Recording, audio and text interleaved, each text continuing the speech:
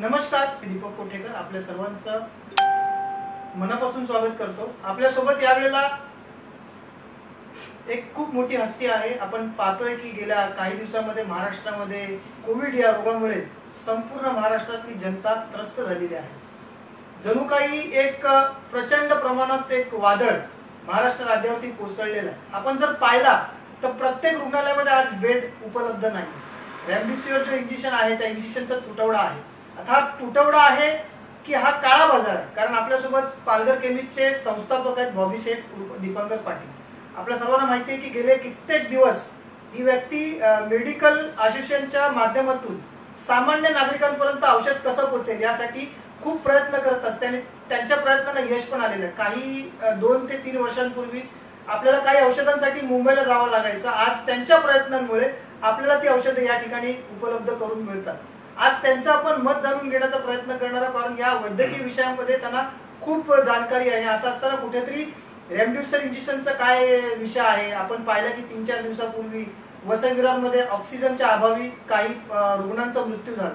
हा मृत्यू नेमका कशामुळे झाला, नेमका ऑक्सिजन आहे की नाही हा एक प्रश्न आपण त्यांना विचारणार आहोत। त्याचबरोबर या ठिकाणची वैद्यकीय व्यवस्था आहे ती कशा प्रकारे चालते, वेबसाईट सगळ्याच बंद आहेत, या विषयावर आपण त्यांच्याशी चर्चा करणार आहोत। त्याचबरोबर महानगरपालिकेचे आयुक्त डी गंगाधर साहेब यांनी हे वेबसाईट बंद केलेली आहे, त्या विषयावरती आपण त्यांच्याशी चर्चा करणार आहोत। सर्वप्रथम आपलं आमच्या चॅनलवर खूप खूप स्वागत। सर, माझा सर्वात पहिला प्रश्न आपल्याला हा आहे, वैद्यकीय विषयावरती आपला चांगला एक अभ्यास आहे। असं असताना आज रेमडेसिवीर इंजेक्शन नेमका त्याचा तुटवडा आहे की याचा काळा बाजार केला जातो? काय काय याच्या मागचं काय कारण? गुजरातमध्ये बीजेपीच्या कार्यालयात 2 लाख इंजेक्शन सापडले। ते क्लिनिक नव्हतं, दवाखाना नव्हता, हॉस्पिटल नव्हतं, मेडिकल नव्हतं। हे जे मोठे मोठे नेते आहेत यांनी प्रचारासाठी, इलेक्शनच्या प्रचारासाठी हे इंजेक्शन दाबून ठेवले आणि मोजकी इंजेक्शन ही हॉस्पिटलपर्यंत पोहोचतात। आता तुम्ही जे हॉस्पिटल जे सिलेक्ट केलेली आहे ती गव्हर्नमेंटने सिलेक्ट केली, तरी सुद्धा त्या हॉस्पिटलमध्ये ते इंजेक्शन मिळत नाही। आणि एखादा पेशंट जर समजा कोणता जॅक लावून कुठे जरी गेला तर त्याला प्रायव्हेट हॉस्पिटल, प्रायव्हेट मेडिकलमध्ये ते इंजेक्शन उपलब्ध होते। एखाद्या ते 8,000, 10,000, 12,000, 15,000 तो मेडिकलवाला कोणत्याही किमतीमध्ये त्याच्या मर्जीने तो विकतो। मग त्या मेडिकलवाल्याकडे ते इंजेक्शन पोहोचलं कसं? ती दारू नाही की त्यांनी हातभट्टी लावली, दारू नाही आहे की त्यांनी हातभट्टीचा दारू विकतोय, ते इंजेक्शन आहे। ते इंजेक्शन तो बनवूच शकत नाही। मग ते मेडिकल स्टोअरमध्ये कसं अवेलेबल होतं? मोजक्या मेडिकलमध्ये मागच्या दरवाजाने हे इंजेक्शन मिळते।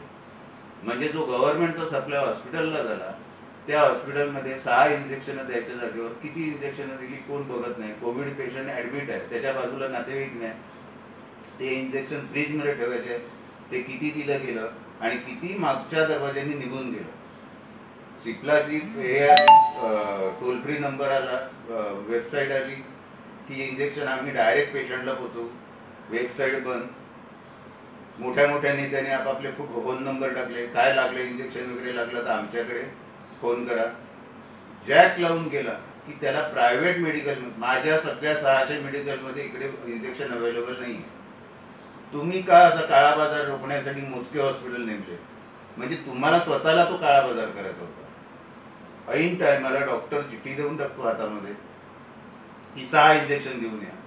अरे बाबा, तू 6 देतो का नाही देतो? मग तो प्रायव्हेट मेडिकलवाले काही अंधेरी, बोरिवली, घाटकोपर, वसई, नालासोपारा जिकडे पण कुठेतरी जे त्यांचे खास मेडिकल आहेत तिकडे ते अवेलेबल होतात। आणि तो मेडिकलवाला तुमचा आधार कार्ड घेतो, डॉक्टरची चिठ्ठी घेतो, त्याची झेरॉक्स घेतो, चिठ्ठी घेतो आणि ते आधार कार्ड हे पुन्हा हॉस्पिटलला पोचवतो की हे पेशंट आला होता, त्याचे आधार कार्ड पण मिळतात त्याला। पण ब्लॅक मार्केटिंग गव्हर्नमेंट, सरकार, FDA, नगरपालिका, महानगरपालिका, नगरसेवक हे सगळं ब्लॅक मार्केटिंगचं रॅकेट आहे।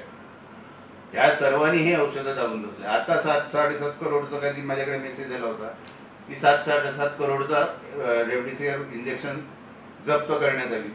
महास्टॉक जतो कोण जप्त करते? ज्यांचा कंपनीशी ज्यांचा मोठा जॅक आहे ते लोक स्टॉक करून बसतात। मग जे इलेक्शन आहे का काय आहे, लोकांची सिंपती मिळवायची आहे, तर त्याला 2 दिली, याला 2 दिली. मी केलं काम, मी केलं, पण तुम्हाला 8,000, 10,000. आणि एक मीडिया आहे की ज्याच्यावर लोक ट्रस्ट करतात. मीडियामध्ये तुम्ही सगळे नेते सांगतात इंजेक्शनचं शॉर्टेज आहे, त्यामुळे सामान्य माणसाला एक इंजेक्शन 8,000, 10,000 मला मिळालं बाबा, तो त्याच्यातच समाधान बाळगतो. अरे पण त्याच्याकडे कसं येते? तुम्ही स्टॉक सर्व मेडिकलला उपलब्ध करा, त्या स्टेशनचा मला उपलब्ध करू नका. प्रत्येक स्टेशनचा जी असोसिएशन असेल, त्यांची जी संस्था असेल, त्यांना विश्वासात घ्या, नवीन डिस्ट्रीब्युटर नेमा, त्याला फक्त ह्या इंजेक्शनची डिस्ट्रीब्युशनशिप द्या की तो सर्व मेडिकलपर्यंत पोहोचवेल. मग तुम्ही खास एखाद्या हॉस्पिटलवाल्यांनी जर समजा सप्लाय केलाय, तो बनवत नाही मेडिकलवाला, पण मेडिकलवाल्यांचे रेकॉर्ड आहेत माझ्याकडे, हॉस्पिटलवाल्यांचे रेकॉर्ड आहेत.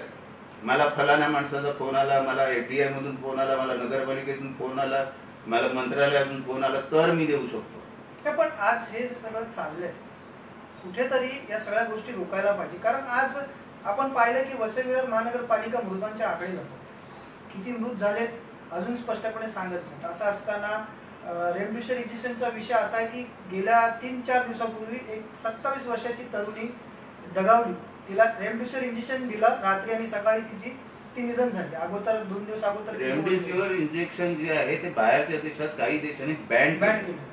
ठराविकच पेशंट आहेत की त्यांना ते इंजेक्शन लागू पडते, त्यांनाच ते इंजेक्शन पाहिजे. तुम्ही सरसकट रेमडेसिवीर इंजेक्शन ऍडमिट केला नाही केला, हे इंजेक्शन घेऊन या, डोलो 650 घेऊन या.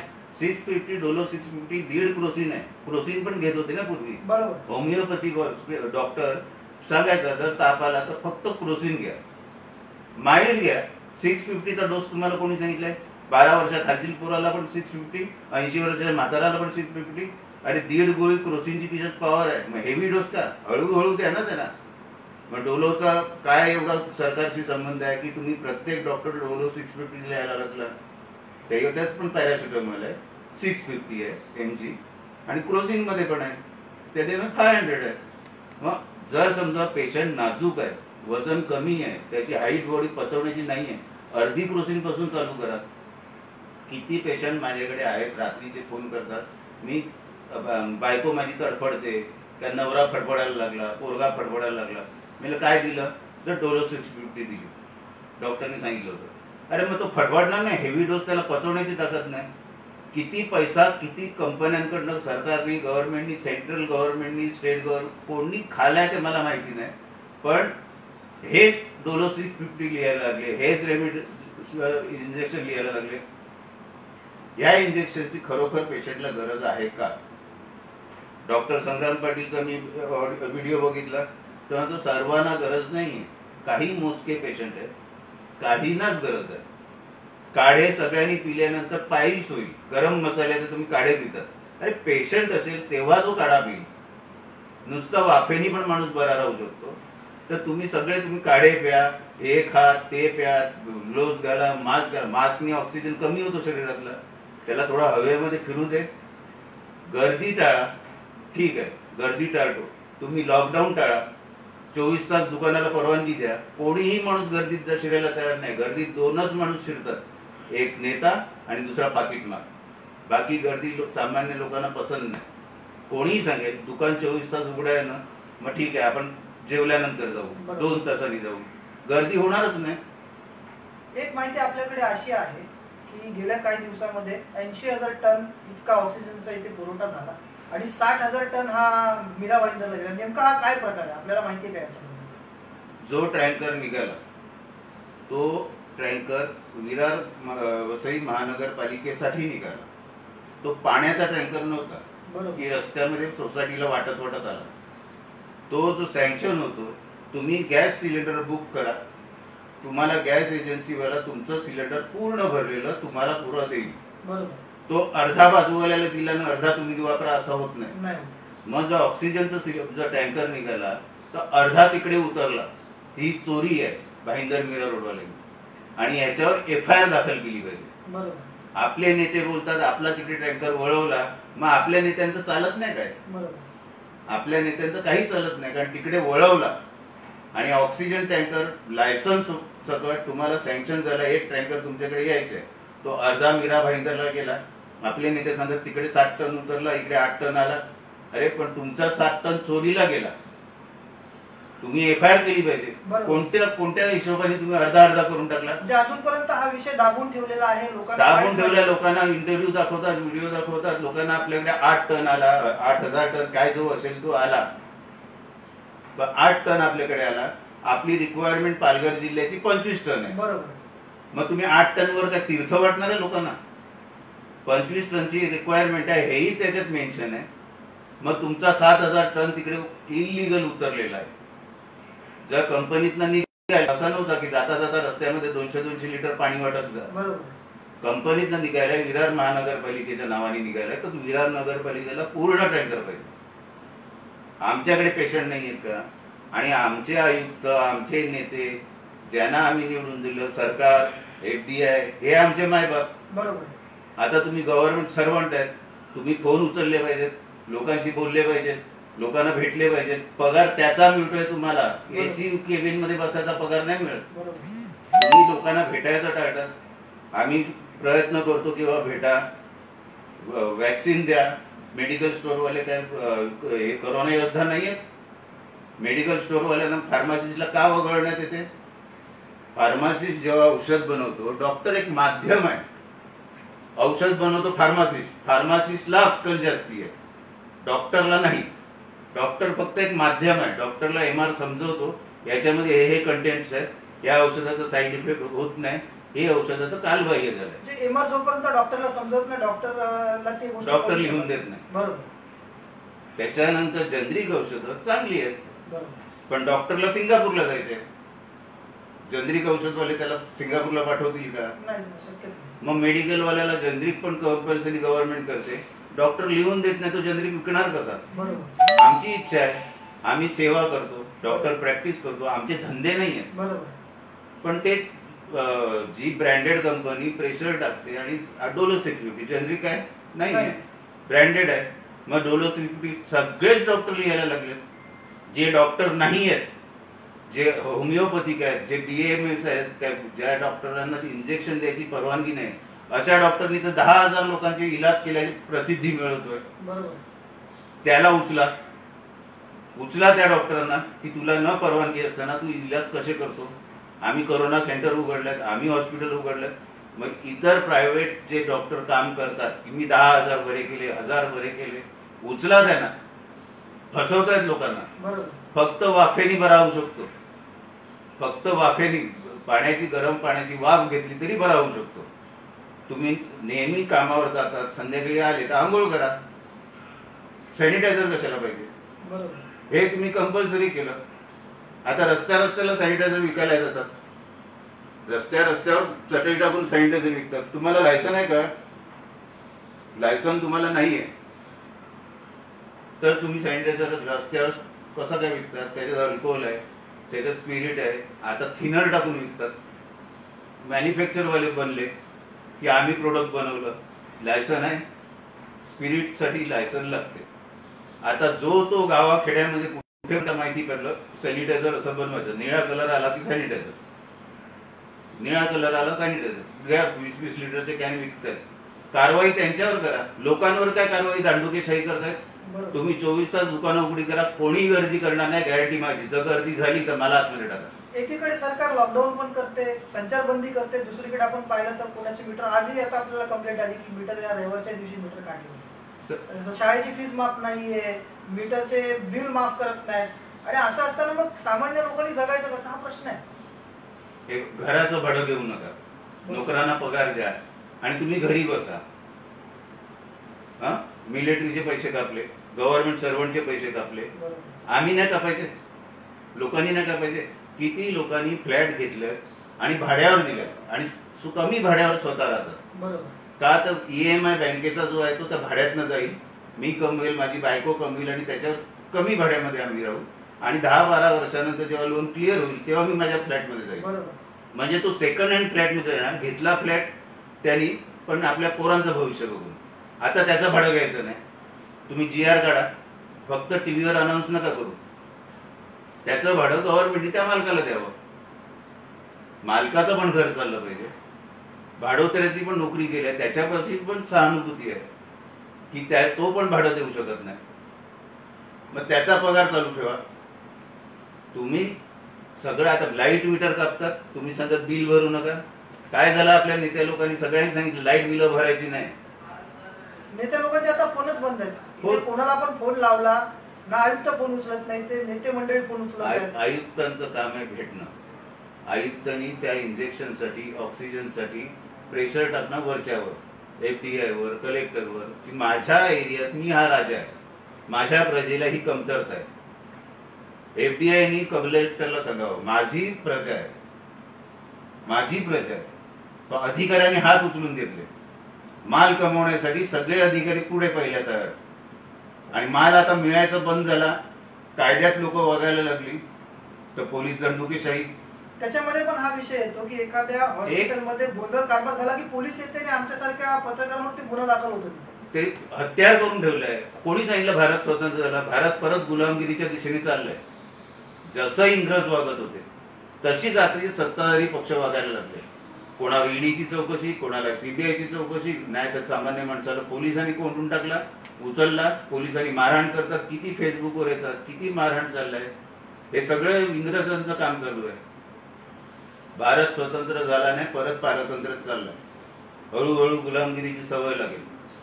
पोलिसांना कोरोना झाला, विरार पोलीस स्टेशन पुरं सील झालं. कोणत्या पोलिसाच्या गळ्यात हात टाकून कोणी सेल्फी काढलेला मला एक फोटो दाखवा. हे का झालं? हे जे करप्शन चाललंय, डायरेक्ट नोट उचलून खिशात टाकली, त्याच्यामुळे ते पोलिसांमध्ये पसरलं. नाही तर तुमचा टच कोणच नाही करत. आणि पोलीस करोना योद्धा, आणि आमचा फार्मासिस्ट नाही, मेडिकलवाले नाही, त्यांनी दिवस रात्र उभे राहिले नाही. आम्ही पण दुकानं बंद केली असती, आमची पण बायका पोरं होती. मग त्यांच्याकडे दुर्लक्ष. त्यांना वॅक्सिन द्यायला पाहिजे तुम्ही. वॅक्सिन आल्यानंतर त्या करोना योद्धामध्ये त्यांना सर्टिफिकेट तुम्ही दुकान. आमचा विरार केमिस्ट परिवार आहे, केमिस्ट परिवार of news north east west south. आमच्या केमिस्ट लोकांना त्या कोरोना युद्धामध्ये सामील करायला पाहिजे होतं. त्यांना पण सर्टिफिकेट, एक कागद तर द्यायचं तुम्हाला, त्यांना पण सर्टिफिकेट द्यायचं होतं की तुम्ही दुकानं उघडी ठेवली. पण तुम्ही त्यांना दुर्लक्षित करताय. त्याचा आम्हाला खूप राग आहे. पण राग गव्हर्नमेंटवर आहे, लोकांवर नाही. आम्ही आमचं कर्तव्य करतो. पुरं भारत बंद असताना आमचं विरार उघडं होतं. पुरं भारत बंद केलेलं होतं. ऍडव्हर्टाईज करतात तुम्ही, या नंबरवर फोन करा, मी तुला मदत करेल, आणि स्विच ऑफ करून ठेवतात फोन. पण त्यांचं असं म्हणणं होतं की तो जो मेसेज कोणी पाठवला होता तो फेक मेसेज होता. फेक मेसेज होता तो तुमचाच माणूस असेल ना, त्यांना नंबर कसे माहिती? फेक मेसेज तुम्ही आता बोलतात, पण मेसेज तर पब्लिश झाला, प्रसिद्धी मिळाली तुम्हाला. आता तुम्ही बोलतील की फेक मेसेज आहे, आणि फेक मेसेज असेल तर कबूल आहे. पण तुम्ही जबाबदारी, तुम्हाला निवडून दिलेलं आहे, जबाबदार लोक आहेत तुम्ही. तो तुम्ही मेसेज टाका किंवा नका टाकू, तुम्हाला मदत करणं आवश्यकच आहे. बरोबर. मला मेसेज टाकायची गरजच नाहीये, कारण तुम्हाला निवडून दिलंय. आमच्या वतीने सरकारमध्ये तुम्ही आवाज मांडायचा. आमच्या वतीला आम्हाला सुविधा तुम्ही उपलब्ध करून देणार. आमचे रस्ते, गटारी, इलेक्ट्रिसिटी जे आहे ते तुम्ही करून देणार. तुमच्या आश्वासनावर आम्ही मतं दिली. मग तुमचा मेसेज टाकायची गरजच नाही. तो फेक असो, कबूल आहे, फेक आहे, पण तुमची जबाबदारी नाही आहे ती. जबाबदारी तर आहे. मग जबाबदारीला झटकन आम्ही मेसेज तो फेक आहे म्हणजे आमच्याकडे येऊ नका असं. मग निवडून का घेतात तुम्ही? का सीटवर गद्दीवर बसतात? आज करोना काळामध्ये मी आमची मेडिकल टीम काम करते. मेडिकलची टीम, जी फार्मसीची आहे, ते काही इलेक्शनला उभे राहणार आहेत? तुम्हाला लोकांना निवडून दिलंय, तुम्हाला पुढच्या वेळेला निवडून यायचंय, तर तुमचं कर्तव्य आहे. तुम्ही फेक बोलतात म्हणजे तिकडे तुम्हीच फेक आहे. आज वसई विरारची अशी परिस्थिती आहे, सध्या आपल्याला फोन येतात आहेत, लोक जे आहेत ते अँब्युलन्स मध्येच फिरतात आहेत. इथून ते ज्यावेळेला दहिसरला जातात, दहिसरला गेल्याच्या नंतर दहिसरचे जे कोविड सेंटरवाले ते म्हणतात की नालासोपारा वसई विरारकडनं आम्ही इथे घेऊ शकत नाही, इकडनं कोणाचा तरी रेफरन्स घेऊन या. इथे रेफरन्स द्यायला डॉक्टर रेफरन्स कोणाचे देत नाही, डॉक्टर बाहेर येत नाही. असं असताना यांची वेबसाईट पण बंद आहे ना, यांच्याकडे कोणत्याही प्रकारची वेबसाईट आहे. त्या वेबसाईट बद्दल आपलं काय मत आहे? कुठेतरी वेबसाईट पुढे आलं. तुम्ही वेबसाईट एक पालघर जिल्ह्याची बनवा, नाहीतर आपला आता वसई विरार महानगरपालिका, हे हॉस्पिटल आहे, इकडे ऑक्सिजन एवढे अवेलेबल आहे, हे एवढे बेड आहे, तिकडे बेड अवेलेबल आहे. वेबसाईटवर मी शिकला नाही, माझी पोरं शिकलेत. माझी पोरं नसतील तर माझा बाजूला शिकले. कोण ना कोणतरी वेबसाईटवर त्याला मदत करू शकतो. 50 हॉस्पिटल फिरायचे, 50 हॉस्पिटलमध्ये तो पेशंट दम तोडतो. त्यापेक्षा वेबसाईटवर तो बघेल ना कुठे अवेलेबल आहे. ॲम्ब्युलन्सवाले तर हुशार आहेत, ते लॅपटॉप लावतील, त्यांच्या इकडे ते वायफायवर मोबाईलवर बघतील कोणता बरं कुठे बेड आहे, तिकडे चाललं ॲम्ब्युलन्स तिकडेच घेऊन जात. का त्याला अख्खा गाव फिरवतात. आणि तुमचे डबे गेले कुठे गेले जे इन्सुलेशनसाठी तुम्ही तयार केले. पेशंटला रेल्वेचे डबे ठेवले होते ना मध्ये पहिली बातमी आलेली, ते रेल्वेचे डबे गेले कुठे. आम्ही रेल्वेच्या डब्यांना आयसीयू बनवून टाकला, ऍडव्हर्टाईज खूप केली. मग मला रेल्वेच्या डब्यातला एक तरी पेशंट दाखवा. फुक्कट खोटं बोलणारी सरकार सगळी, सेंट्रल स्टेट नगरपालिका सगळं खोटं धादांत खोटं बोलतात. मला रेल्वेचे डबे दाखवा. मी जागा तिकडे हे करतो, बघतो की इकडे पेशंट ऍडमिट आहेत ना, इकडे फुल आहेत. हॉस्पिटल आता फिरायला लागले, प्रायव्हेट घेतले, रिसॉर्ट घेतले, हॉटेल घेतले, तुम्ही ताब्यामध्ये घेतले, तरी जागा कमी पडते. मग तुमच्यापेक्षा ते इंग्रज बरे होते, त्यांची पाईपलाईन बरोबर आज मुंबईला पाणी पोचते, त्यांच्या रेल्वेच्या रुळावर आज गाडी धावते, त्यांचे खाडीवरचे ब्रिज अजून चालू आहेत. आपले नवीन बनवलेले 2दा ब्रेक झाले.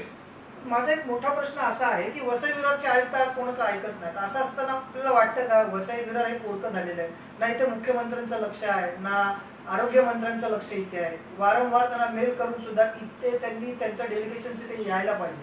कारण आज वसई विरार नालासोपारातली अशी परिस्थिती आहे. आपण जर मला पाहत असाल तर आपल्याला पण विनंती करतोय की आपण जर विचार करत असाल आम्ही घरी बसलोय, आम्ही स्वस्त, आम्हाला काय होणार आहे, ज्या दिवशी तुमच्यावरती हा प्रसंग ओढला जाणार आहे त्यावेळेला तुमच्या पायाखालनं जमीन गेलेली असणार आहे. कारण हा विषय आहे असा की ज्या माणसाच्या घरामध्ये 1000-2000 रुपये नाहीत, त्याच्याकडनं जर काय सरकारच्या वतीने काय मदत होत नसेल तर त्यांनी काय करायचं? आता लाईटच्या मीटरचं डिपॉझिटचं बिल आलंय, बरोबर, एक्स्ट्रा डिपॉझिट. अरे इकडे पगार नाही, नोकऱ्या नाही, लॉकडाऊन चालू आहे, सगळं चालू आहे. मग लाईटचं मीटरचं माझ्याकडे आलं, लाईट मीटर आहे, एकाचं बिल आलंय माझ्याकडे, त्यावेळेस ऍडिशनल डिपॉझिट म्हणजे एक्स्ट्रा डिपॉझिट मागितलंय, काहीतरी 1000-1500 वरतीच आहे ते. अरे तिकडे पण आता पण तुम्हाला डिपॉझिट पाहिजे. मीटर पैसे घेऊन तुम्ही लावतात आम्हाला, मग स्थिर आकार कसला, मीटरचं भाडं कसलं? पैसे घेतल्याशिवाय कोणी मीटर लावलेलं आहे? गव्हर्नमेंटकडनं मीटर लागत नाही, आपण पैसे भरतो. मग मीटरचं भाडं कसं तुम्ही मागतात? मीटरचं भाडं मी मीटर लावलंय ना, माझं मीटर आहे ते. बरोबर.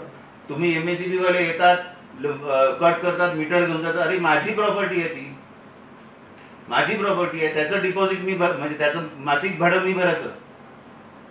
मी पैसे दिलेत तुम्हाला, त्याच्याने MSEB लावलाय. तमाम जनतेने मला सांगा, कोणी पण फोन करून, की मला पैसे न देता. एक नवीन विषयाचा भर पडलाय, स्टिकर लावायचे आपल्या गाड्यांना. हा, मग RTO वाले 1.5 वर्षापासून रिकामी पडलेले होते, त्यांचं इन्कम बंद झालं, गाड्या बंद, लॉकडाऊन, लोक बाहेर निघत नाही, नियम तोडत नाही, आम्ही कमवणार कुठून? मग आता स्टिकर लावा, रात्री 7 ना 8 वाजता समजा, उद्या सकाळपासून स्टिकर अवेलेबल नाही, शॉर्टेज आहे स्टिकरचं, मग ब्लॅक मार्केटिंग, मग कोणतरी दलाल येणार, हे स्टिकर लावा. आता पिवळा लावा, हिरवा लावा, निळा लावा, लोकांपर्यंत पोहोचेपर्यंत 8 दिवस जातील. तुम्ही रात्री 8:30 वाजता काय घेऊन बोलतात मला माहित नाही, डायरेक्ट 8:30 वाजता, उद्या 12 वाजल्यापासून हे चालू. अरे काय, अनेकांच्या गाड्या जप्त केल्यात पोलिसांनी. हा, मग पोलिसांना धंदा काय? त्या गाड्या सोडवायला पोलीस पैसे मागतात. आमच्या फार्मासिस्टची लोकांची 3 गाड्या जप्त केल्या वराड साहेबांनी, सरळ नावाने सांगतो, वराड साहेब जो होते, आता आहेत नाहीत माहित नाही, 3 गाड्या जप्त केल्या. संपूर्ण मेडिकल बंद करण्याची तयारी झाली आमची, कारण आम्हाला डिलिव्हरी मिळत नव्हती, काउंटरवर औषधं येत नव्हती. त्याच्यात डिस्ट्रीब्युटर सांगतो, सफाळा पालघरवरून जी पोरं येत होती डिलिव्हरी बॉय, त्यांच्या ट्रेन बंद आहेत, त्यामुळे ते येऊ शकत नाही. कंपनीचा स्टॉक आलाय पण आमच्याकडे डिलिव्हरी बॉय नाही, आम्ही पोचू शकत नाही. मग मी फार्मासिस्टला सांगितलं, फार्मासिस्टचं कार्ड घ्या, फार्मासिस्ट काउन्सिल ऑफ महाराष्ट्र, त्यांची ID प्रूफ घेऊन त्यांना सांगितलं तुम्ही डिलिव्हरी तिकडनं घ्या, पिकअप करा तिकडनं डिस्ट्रीब्युटरकडनं आणि दुकानात आणा. आणि तुम्ही लोकांच्या घरी जे वयस्कर आहेत, रेग्युलर पेशंट आहेत, त्या लोकांना तिकडे ते औषधं घरपोच करा. याच्यात आमचा काय दोष होता? त्या 3 फार्मासिस्टला औषधासकट उतरवला, मारला पण आणि आतमध्ये टाकला. आणि आपले आमदार सांगतात डॉक्टर मोठा का फार्मासिस्ट मोठा? ही तर त्याची अक्कल आहे. फार्मासिस्ट औषध बनवण्यापासून काम करतो, मगाशीच सांगितलं, डॉक्टर माध्यम आहे. बाहेरच्या देशामध्ये फक्त ताप आला एवढं लिहायचंय, फार्मसिस्ट औषध देतो. इकडे डॉक्टर रिकमेंड करतो. मग डॉक्टरला कोण समजवते? डोलो 650 जे आज सिनियर 40 वर्षाचे डॉक्टर आहेत, 40 वर्षापासून प्रॅक्टिस करतात, त्यांना डोलो 650 बाबत त्यांनी अभ्यास केला का? हे फार्मासिस्ट बनवतात. फार्मासिस्ट मग प्राण्यांवर प्रयोग बियोग करायला सर्व, आणि दुकानापर्यंत पोहोचवायला आणि दुकानात विकायला फार्मासिस्ट लागतो. आपल्याला एक शेवटचा प्रश्न, कार्यक्रमाच्या अंतिम टप्प्यात आहोत आपण. हे जर असंच चालू राहिलं, खानला तो जेलच्या बाहेर निघाले, हे सगळं मी जागा होणार नाही. त्याला जाऊ दे ना, ऑक्सिजन नाही मिळाला, आपल्याला काय करायचंय? आम्ही मेसेज फॉरवर्ड करतो, ते लोकांना फॉरवर्ड करायचंय. आम्हाला लोकांना समजवायचंय करोना म्हणजे विशेष काही नाहीये, एक व्हायरस आहे, ताप आहे, तो बरा होतो. तर आम्हाला बंदी, आम्ही कोणाचं नाव घेतलं देशद्रोही, हे कलम, हा चमचा, तो अंधभक्त, अरे त्यांचे मेसेज नाही द्यायचे. जे लोकांचे मेसेज आहेत ते द्यायचे. पुढच्या भविष्यामध्ये मी काय करेल, जर मला सपोर्ट मिळाला, लोक जमा झाली, तर रस्त्यावर उतरेल मी. मग यांच्या भांडाफोड करायला मला कमी हे नाहीये. मी जे बोलतो त्याच्यावर माझ्यावर केस होऊ शकते किंवा काय होऊ शकते मला माहिती नाही. मी म्हणजे मनातून बोलतोय की लोकांचा त्रास, लोक रोज मला 50 फोन करतात. बेड नाही, हॉस्पिटल नाही, हे नाही, ऑक्सिजन नाही, रेमडेसिवीर इंजेक्शन नाही, हे नाही, तुम्ही फोन दिले ते एफडीआय वाले उचलत नाही. एफडीआय वाला सुद्धा आम्ही 2000 फोन उचलतात. 1440 मिनिटं आहेत 24 तासात. एफडीआय वाले काय जेवण बिवण काय करत नाही का, झोपत नाही का? 1440 मिनिटं 24 तासात जेवतात आणि तुम्ही सांगता 2000 फोन उचलतो. माझ्याकडे व्हॉट्सअपवर हे आहे, रेकॉर्डिंग आहे त्याची. व्हॉट्सअपवर त्याचं हे आहे, स्क्रीनशॉट आहे, काढून ठेवलंय मी. 2000 तुम्ही किती खोटं बोलतात. मग माझे पेशंट तुम्हाला फोन करतात, तुम्ही मला सांगितलं आमचे नंबर द्या, आम्ही अवेलेबल करून देतो. माझ्या पेशंटला मी नंबर देतो, ते तिकडे फोन करतात, ते उचलतच नाही. जर तुम्ही 2000 फोन करतात तर माझ्या पेशंटचे फोनचे रिंग वाजतात, एंगेज येत नाही. बरोबर. किंवा होल्ड पण येत नाही. बरोबर. मग तुमचे एंगेज यायला पाहिजे, होल्ड यायला पाहिजे. आणि 2000 फोन तुम्ही कसे उचलतात, जेव्हा 1440 मिनिटच फक्त दिवसाची आहेत, 24 तासाची. हे 33 तासाचा दिवस झाला त्यांचा. 33.5 तासाचा यांचा दिवस आहे का? नाही. थोडी पण फुरसत घेत नाही, चहा पित नाही, काही नाही करत, फक्त फोन उचलतात. बस 2000, हॅलो नाही यायचे, हॅलो नाही यायचे. थोडक्यात सांगायला विषय असा आहे की कोरोनाच्या नावाचा या लोकांनी खूप मोठा स्कॅम चालू आहे. स्कॅन्डल पुरा एक हे आहे, सर्कल आहे. हे मी तू एवढे खा, तू त्याला तेवढे दे, तू त्याला तेवढे दे, सगळे पैसे खाण्याच्या मागे आहेत. अगदी कसाही पण बकऱ्याला पाणी पाजतो, हे पाणी पण पाजायला तयार नाही. सगळा ब्लॅक मार्केटिंग चाललाय, सगळा काळा बाजार चाललाय. वशिला लावा, इंजेक्शन मिळते. बरोबर. सामान्य माणूस काय करणार? जो सकाळी कामाला जातो तो संध्याकाळी घरी येतो, तो वशिला लावायला जाणार कुठे? बाजूवाल्याशी दोस्ती नसते त्याची. बरोबर. तुम्ही पिक्चरच असं तयार केलं, एखाद्या माणसाला खोकला झाला, तो समोरच्या माणसाकडे कोविडचा रिपोर्ट 4 दिवसांनी येतो. तुमची व्हॅन लगेच अँब्युलन्स तिकडे पोहोचवली. चंद्रयानातनं उतरलेली माणसं दाखवली पीपीई किट घालून, पोलीस आले, इकडे बाजू तिकडे बाजू तिकडे बाजू, त्याला जबरदस्ती उचलणार, कुत्र्यासारखा त्या अँब्युलन्स मध्ये टाकतात. ती दहशत तयार केली पहिली, लोकांच्या डोक्यात बसवलं. मग तो जो सामान्य खोकला होता तो खोकला दाबत बसला. दाबत बसल्यानंतर तो खोकला बळावला. मग त्याच्या बायकोनी भावाला फोन केला, बापाला फोन केला, शेजारच्याला फोन केला, यांची तब्येत खराब झाली. मग आम्ही इकडे रुग्ण आढळला, अरे तो काय आतंकवादी होता आढळला, तुम्ही काय, तुमचं कॉन्ट्रीब्युशन काय आहे? तुम्ही तो पिक्चर तयार केला म्हणून दुसरा पेशंट तयार झाला. आणि तुम्ही होम क्वारंटाईन व्हा. घरामध्ये आई बाप, नवरा बायको, 2 पोरं, 6 जण तर असतात. आणि सगळ्यांचे काय 3 बेडरूम 2 बेडरूम किचन नसते. मग हे 6 जणांपैकी एकाला जर समजा कोरोना असेल तर ते 5 जण ऑटोमॅटिक होणार. त्याला निघू दे बाहेर, रस्त्यावर गॅलरी नसेल, गच्ची नसेल, टॅरेस नसेल, काही नसेल, त्याला रस्त्यावर ठराविक अंतरावर सांगा, इकडे सकाळी बाबा तू प्राणायाम कर, ऑक्सिजन तुला मिळेल, मास्क नको घालू. जा ना भाजी मार्केटमध्ये, भाजी मार्केट 24 तास उघडं करा, कोण गर्दी करेल? ट्रक तिकडनं अडवायचे, नाशिकवरून भाजी अडवायची आणि इकडे सांगायचं भाजी मार्केट भरा. कुठून आणणार? येऊ दे ट्रक, येऊ दे त्यांचे ट्रक, भाज्यांचे ट्रक, औषधांचे गोष्टी, सिलेंडरच्या गोष्टी, या ज्या जीवनावश्यक आजच्या काळामध्ये नोकरी नाहीये, तर फालतूमध्ये आता टीव्ही घ्यायला जाईल का कोण? नाही जाणार. आणि तसं बघितलं टीव्ही पण जीवनावश्यक आहे, कारण त्याच्यावर न्यूजवर तुमचे भाषणे येतात, तुम्हाला प्रसार मिळेल. बरोबर. काय कोणती गोष्ट माणूस जीवनावश्यक नाही आहे तरी घेईल. आजच्या कंडिशनला मी सुद्धा घेत नाही. आज आपापत गरज नाही आता, कारण माणसाला घर चालवायचंय. जीवनावश्यक नाही आहे अशी वस्तू मला सांगा. मला चप्पल घ्यायची, जीवनावश्यक नाही आहे. माझी चप्पल तुटली, मी नवीन विकत घेऊ शकत नाही, मला मोच्याकडे जाऊन शिवायचंय, जीवनावश्यक नाही आहे. जीवनावश्यक आहे. मग तुम्ही कोणती गोष्ट तुम्ही कसं डिसाईड करणार मला काय जीवनावश्यक आहे? बिना जीवनावश्यक कोणती वस्तू आहे मला दाखवा. म्हणजे थोडक्यात आपण असं बोललो तरी चालेल की आता स्वतःला घरच्या घरी आयसोलेट करायची वेळ आलेली आहे. आपण डॉक्टरकडे जर गेलो तो कोविड पॉझिटिव्ह किंवा आपल्याला आपला डेथ सर्टिफिकेट तरी हातात येईल अशी परिस्थिती. तुम्हाला खोकला वेळ झाला, तुम्ही लॅबमध्ये गेले तर तुम्हाला कोविड पॉझिटिव्हचा रिपोर्ट देणार. आणि तो पण रिपोर्टमध्ये बऱ्याच रिपोर्टमध्ये मी बघितले प्रथमदर्शी प्रायमरी रिपोर्ट, म्हणजे तो केसमध्ये अडकायला बघत नाही.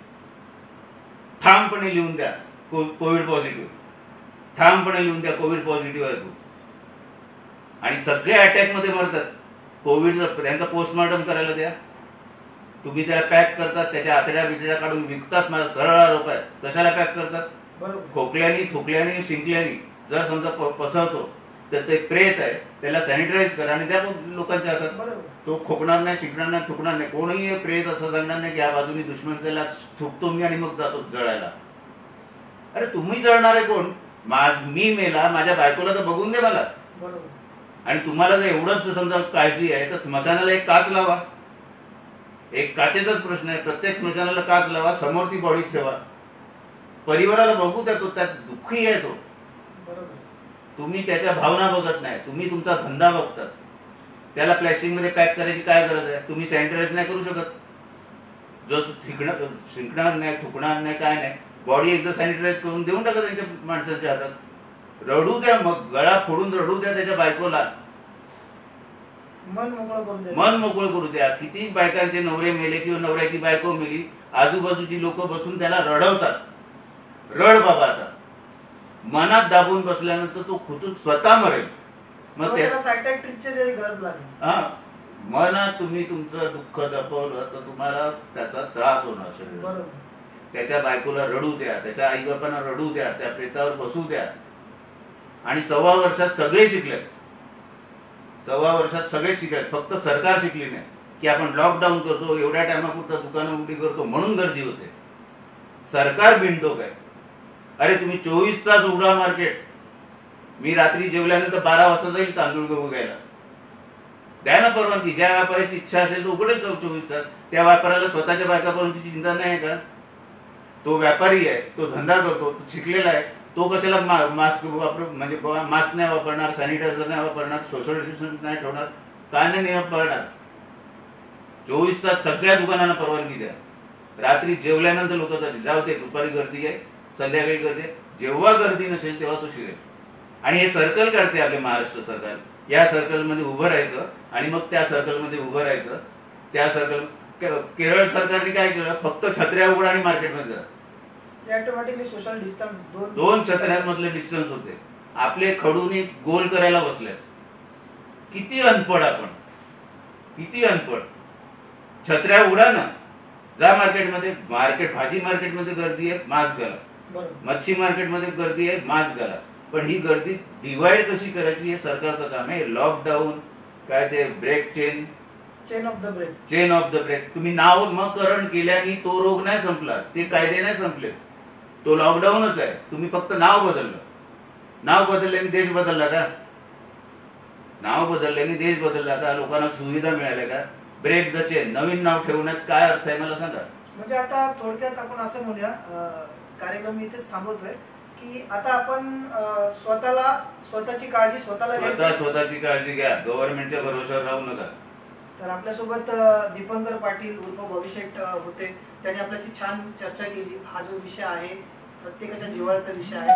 सध्या कोविड या रोगामुळे महाराष्ट्रासह वसई विरारची परिस्थिती जर आपण पाहाल तर वसई विरारला कोण गॉडफादर आता उरलेला नाही. असं असताना आज खूप दुःखद गोष्टी आहेत ज्या आपल्याला मला सांगाव्या लागतात आहेत. सातत्याने ॲम्ब्युलन्स मध्ये जे रुग्ण आहेत ते फिरतात आहेत आणि असं असताना हे डी गंगाधर जे आहेत आयुक्त, मी तर म्हणतो की तो माणूसच नाहीये.